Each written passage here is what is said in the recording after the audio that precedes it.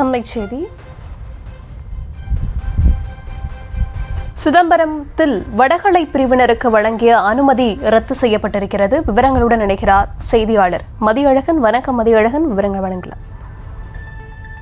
காஞ்சிபுரம் வரதராஜ பெருமாள் கோவில் பிரம்மோற்சவ விழாவில் தென்கலை பிரிவினர் மட்டும் பிரபந்தம் பாட அனுமதித்து கோவில் உதவி ஆணையர் கடந்த 2022ஆம் ஆண்டு உத்தரவு பிறப்பித்தார். இந்த உத்தரவை எதிர்த்து வடகலை பிரிவைச் சேர்ந்தவர்கள் தாக்கல் செய்த வழக்கை விசாரித்த சென்னை உயர்நீதிமன்றம் முதல் 3 வரிசைகளில் தென்கலை பிரிவினரும் அவர்களுக்கு பின்னர் வடகலை பிரிவினரும் அமர அனுமதிக்க வேண்டும் என உத்தரவிட்டது.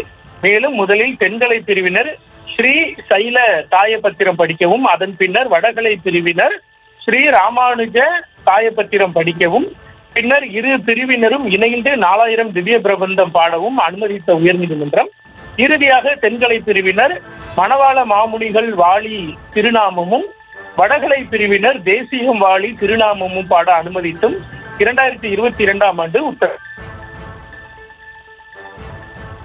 பிரிவினர் மேல்முறையீடு செய்திருந்தனர். அதே போல வடகலை பிரிவினர் தலையிடுவதை தடுக்கும் வகையில் காவல்துறை பாதுகாப்பு வழங்க கோரியும் வழக்குகள் தாக்கல் செய்யப்பட்டிருந்தன. 1915ஆம் ஆண்டு தென்கலை பிரிவினருக்கு சாதகமாக அளித்த தீர்ப்பை அவமதித்ததாக கூறி கோவில் உதவி ஆணையருக்கு எதிராக நீதிமன்ற அவமதிப்பு வழக்கும் தாக்கல் செய்யப்பட்டிருந்தது.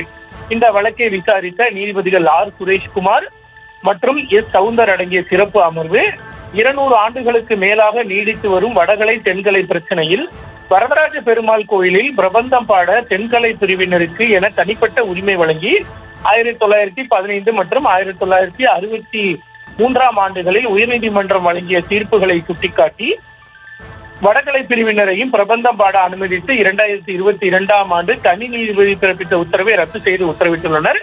மேலும் 1915 மற்றும் 69ஆம் ஆண்டுகளில் உயர்நீதிமன்றம் பிறப்பித்த உத்தரவை அமல்படுத்த வேண்டும் என கோவில் உதவி ஆணையருக்கு உத்தரவிட்டுள்ள நீதிபதிகள் தேவைப்பட்டால் காவல்துறை உதவியை கோரலாம் எனவும் உத்தரவிட்டுள்ளனர்.